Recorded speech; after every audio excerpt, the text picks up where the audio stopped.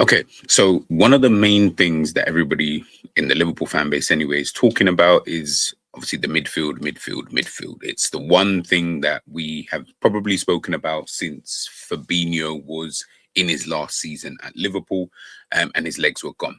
Because then we headed into that summer, and we were all, thinking, okay, who are we gonna sign? What type of players do you think Liverpool would obviously get? And then they kind of proceeded to get Alexis McAllister on the release clause. They got Dominic Szoboszlai, I believe, on a release clause. Ryan Gravenberch as well. And then, of course, to end the summer with Wataru Endo.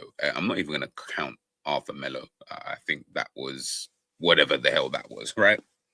Anyways, yeah, so Liverpool obviously did all of that. It was called a summer rebuild, and technically, by definition, it was a rebuild. And of course, those same 3-4 players have actually won the Premier League with Liverpool being in that Liverpool midfield under the current manager. Now, obviously, as we know, current manager looks like he's going to stay, blah, blah, blah. I'll get into that another time, right? Today, I really just wanted to kind of look at like that whole midfield kind of position because, again, I've heard quite a lot of people. I've heard some people bringing out other names or certain names. They're the same names obviously get banded about as well. I'm not here to do a deep dive. This isn't going to be me showing you stats and style of play and all of that's going to be in different videos, throughout the next few weeks. So let me know in the comment section, first and foremost, what players you would like for me to take a deeper look at. And then, yeah, I'll see if I can possibly get that done. Now, as I said before, you know me, you guys who are watching this, you know how I feel about some of the players and etc. etc. That is what it is. But the midfield is one area of the pitch that I specifically have said on numerous occasions that it is the key area of the team. It is literally the hub of an entire team. You look at all the best teams you've ever seen in the world, they've always had a good midfield. It's never ever worked without one.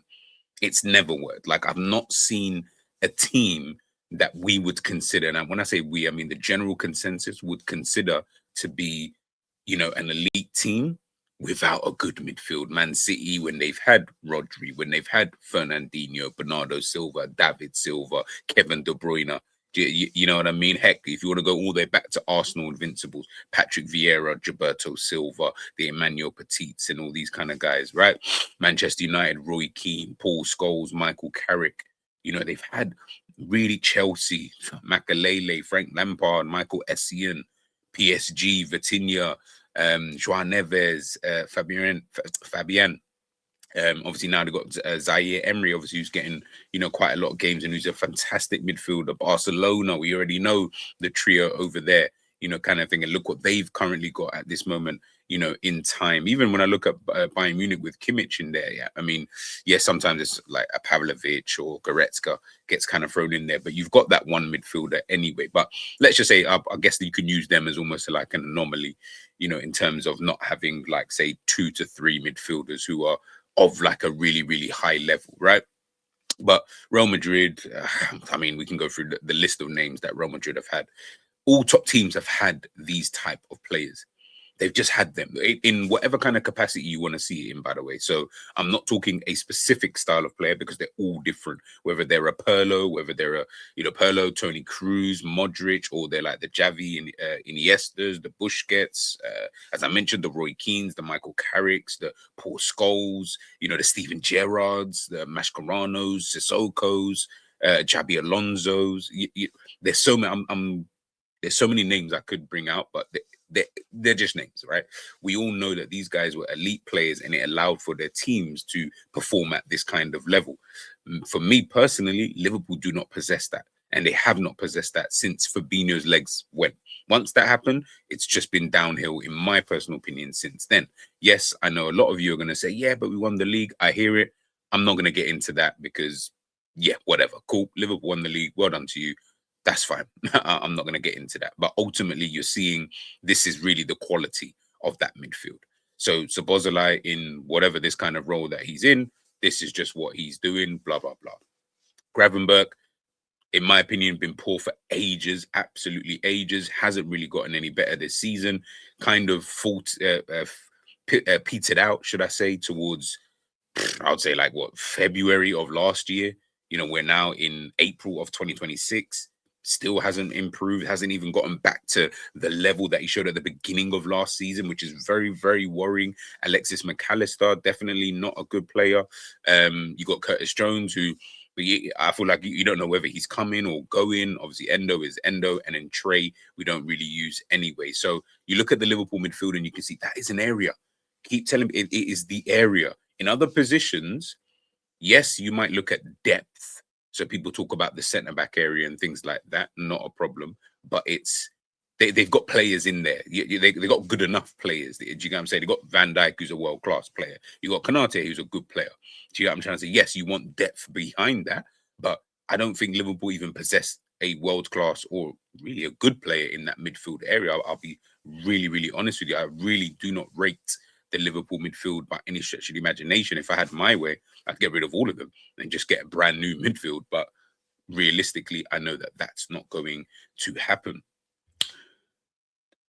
You know what? Just before I even actually get into that, I think the first thing I wanted to, I guess, what I'll go into properly is what type of a midfielder is Liverpool looking for? As I said before, Arne Slot looks like he's going to be staying. So we don't need to get into the whole semantics behind all of that, right?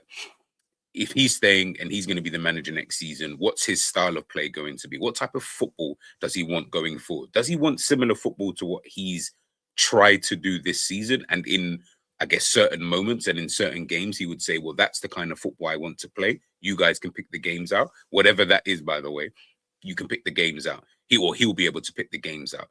Does he just feel that he needs better players in those positions in order to, be able to get that kind of message across to those kind of players? Whatever that is, that's, I think, a big question, because I see a lot of people online on the YouTube and stuff like that. We keep talking about we need this, we need that. I think at this current moment in time, and also I think evidence is kind of showing us, but again, that could easily change in the summer, right? I think we need to kind of just wait a little bit. I don't know. I don't think we have a clear idea. I think we've got an idea in our heads as to what we would like to see. So I know a lot of people talk about they want a defensive midfielder, someone who can sit in front of the back four. I'm not of that opinion. I've never really been of that opinion. I don't really want that. I don't think there is anybody who can do that anyway, other than Caicedo, I guess, kind of thing. Outside of that, I don't think your team really requires, I don't think any team really requires someone to just sit in front of a defense and just kind of do all of that. I think we've reached a stage of football where it needs to be quite rotational in terms of the type of players that you have. Hence why I always felt like someone like a Curtis Jones was always going to be someone who might potentially get a look in under someone like Arne Slot, but ultimately that's just not happened for whatever reasons. I don't know. But yeah, that's the kind of midfielder that I'm hoping that a Liverpool would sign, is someone of that kind of ilk, someone who I can look at and say they're comfortable in all positions. I don't really want specifics. I can't stress, and I think you guys already know because you've heard me say it so many times. I can't stress to you how much it's a turn off almost hearing defensive midfielder. We need someone big and strong. It bugs me because I'm like, why? Well, what do you need that for? So that when they're injured, you have no one else to do that. So that when they're not on form, it looks the exact same. Forget all of that. You need multifunctional, rotational type of players. And again, like I said, you look around Europe at some of the best teams. That's what they do. You look at Rodri. Rodri's not defensive midfielder. Bernardo Silva's not defensive midfielder. You know what I mean? Vitinha, Joao Neves, they're not defensive midfielders. Pedri, De Jong, they're not defensive midfielders. These are the best midfielders in world football. They're not defensive midfielders. They are midfielders. They can operate in all different kind of areas. And because they can operate in so many different types of areas, and what helps them massively is having a team and a style of play that allows for the team to do that. And it's done in a certain type of way.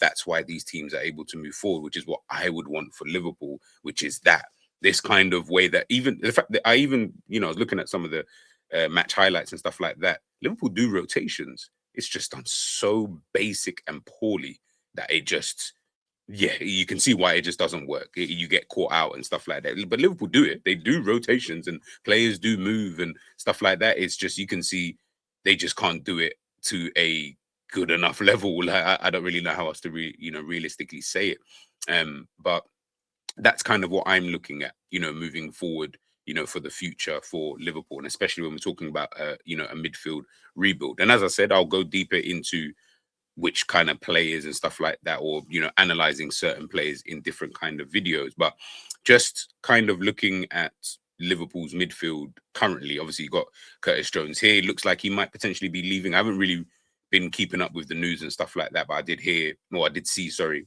literally a couple of hours ago, that yeah, he might be leaving. Aston Villa, I think Newcastle, I believe Chelsea, I think, were another team that I saw.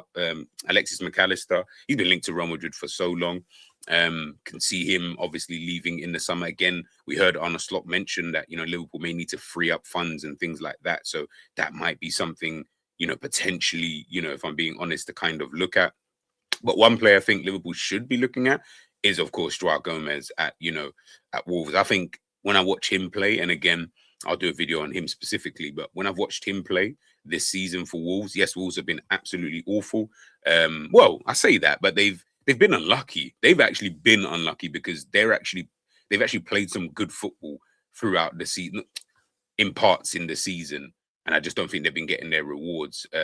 If I'm being totally honest with you, for various different reasons. Maybe just the quality of the team in itself isn't really of a high level. But yeah, Joao Gomez, I think he's an absolutely really good player. I really, really think he's a good player. I think he's what I'm talking about. Someone who can do everything, but they do everything in a certain kind of way. He's not the biggest. I wouldn't call him the strongest. He's not a battling ram or anything like that. But he's good at interceptions. He's good at tackling. Positionally, he's really, really good. He understands where he needs to be, kind of thing. Dribbling ability. He's able to get himself out of situations. I think just someone who can do that, and I feel obviously around better players would just look comfortable in most of those kind of teams. Adam Wharton, you guys already know. I mean, I wouldn't want him to leave Crystal Palace, but ultimately, if he did have to leave, he's one player that I look at and I think, yeah, he's a passer, and he's a progressive passer. And again,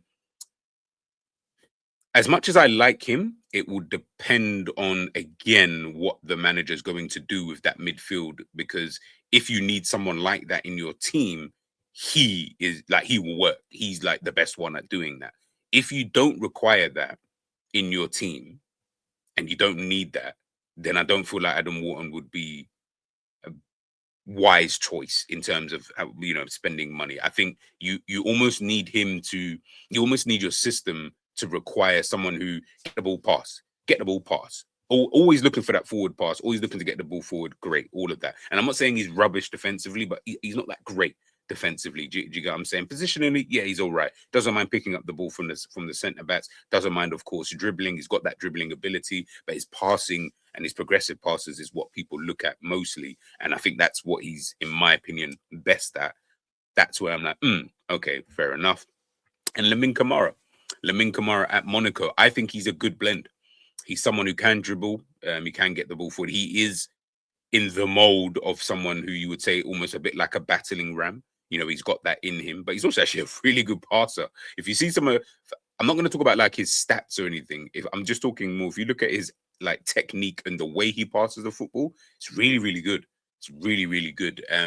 Senegalese midfielder. So definitely a player that I would be intrigued in if he were to come to the Premier League. And if he came to Liverpool, then he comes to Liverpool. But I would love to see him just in the Premier League, just to kind of get a closer look, at him in general. But yeah, again, he's like a mix and blend. He's someone who, I guess if you want to do the passing around stuff, he can kind of do that. But I think defensively, he's a lot more switched on than, say, a Adam Wharton, Joao Gomez. But also, he's more in the mold of a Joao Gomez in terms of, yeah, they can do quite a few things, but I think Joao Gomez can also play better possession football if needs be, i.e., ball on the ground, pass and move, rotation and stuff like that.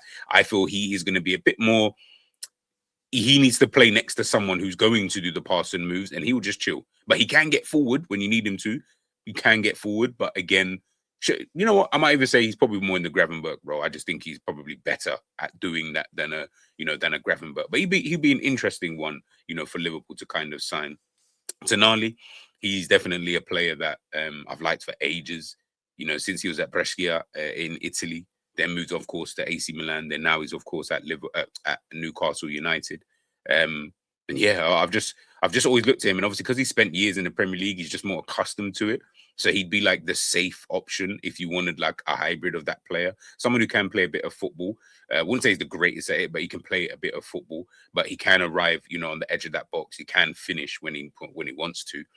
Anyway, he's got very, very, very high energy. And I think maybe that's something that's lacking from the Liverpool midfield. Someone who's got a bit of bite to them. And I think that's maybe something that Liverpool are missing. That's why trying to look at certain different kind of profiles. I don't think Liverpool just signed one. Well, I wouldn't want Liverpool to just sign one midfielder. No, I think you're going to need to probably sign two or three in order to really get the kind of balance and also the quality, in behind that. He, in my opinion, Tonali would provide that kind of level of quality. And lastly, yeah, there's obviously a few others as well. Elliot Anderson, he's having a really good season. Would I want to see more? Yes. I would want to see more, but again, depending on what that kind of fee is. Belieber, he's obviously a name that's been bandied about for ages. He's a good midfielder. Not been great, I would say, for Brighton this season, but listen, you go through that anyway. I still think he's a really good midfielder. And then, of course, you got Camavinga, who looks like he's going to be leaving Real Madrid. Is that someone I'd want to sign? I'd want the Camavinga of a couple of seasons ago, yes. But if I'm getting this Camavinga, who's a bit inconsistent, obviously picking up injuries, I don't really know. I really, really don't know. Depends on what that fee looks like. I think if the fee sounds good, I'll be like, you know what, I don't mind, or I wouldn't be mad at the club taking a punt at someone like a Camavinga. And it sounds mad me saying a punt because he is actually a really, really good player. He just hasn't shown that for a minute. And I feel like that's where he's just lacking a bit of consistency, within his game. But again, we'd have to kind of wait and see. But again, just to reiterate, for me, it's not about getting a DM. It's not about getting that kind of player. I want players who can play just a multifunctional kind of midfielder. But then that's going to also require the manager to kind of play football in a way that allows for something like that to happen. I don't really want a defensive midfielder. I don't really feel like the team has a use for it. I don't really feel like you need it either. I feel like it's just something we've been saying for 20, 30 years because, do you get what I'm saying? We saw Makalele do it. Now we feel everybody needs a DM. We don't need DMs, guys. I'm telling you. Liverpool don't need a DM. What they need is a good midfielder, someone who can keep the ball, someone who can progress play, someone who can understand where they need to be in certain moments of the game. You get that, I'm telling you now, and I keep saying it, Liverpool will obviously be better for it. But let me know. Let me know in the comment section. As I said, I will be doing videos on certain players, taking a look at what they can do and things like that. So let me know which players you'd like for me to take a look at, and I'll do that for you guys. And let me know some of the names you would like Liverpool to sign in terms of just the midfield. We'll take a look at the other positions, but just in terms of the midfield, let me know the kind of players you would like Liverpool to sign. I'll catch you guys real soon.